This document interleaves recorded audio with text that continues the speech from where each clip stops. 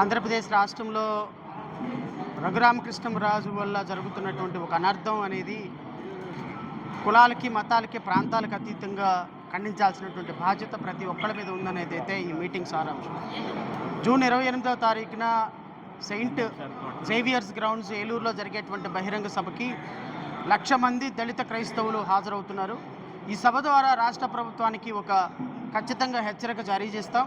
రాష్ట్రంలో దళిత క్రైస్తవుల మీద జరుగుతున్నటువంటి దాడులు, మరి ముఖ్యంగా చర్చిల మీద జరుగుతున్నటువంటి దాడులు, చర్చెస్లోకి వెళ్తున్నటువంటి వ్యక్తుల మీద జరుగుతున్నటువంటి దాడులు, చర్చికి వెళ్ళేటువంటి వ్యక్తులు కుల ధృవీకరణ పత్రాలు రద్దు చేసేటువంటి కార్యక్రమం, చర్చిలకు వెళ్తున్నటువంటి వ్యక్తులు ఇళ్లలో జొరబడి ఫోటోలు తీసి ఆ ఫోటోలన్నింటినీ అధికారులకు ఇచ్చి వాళ్ళ మీద చేస్తున్నటువంటి దాడి అత్యంత పాశవికమైనటువంటి దాడి. చనిపోయిన తల్లిదండ్రుల సమాధులను కూడా ఫోటోలు తీసి తెలుగు వీర లేవరా అంటూ క్రైస్తవులందరి మీద దాడి చేస్తున్నటువంటి విధానం మీద న్యాయపరంగా ఖచ్చితంగా పోరాడతాం. ఈ దేశంలో ఆర్టికల్ 25 ఇచ్చినటువంటి ప్రాక్టీస్, ప్రొఫెస్ అండ్ ప్రాపగేట్ అనేటువంటి 3 సిద్ధాంతాలని కూడా తొంగలో తొక్కి ఈరోజు రాష్ట్రంలో అధికారులు రఘురామకృష్ణరాజుకు తొత్తులుగా పనిచేస్తున్నారు.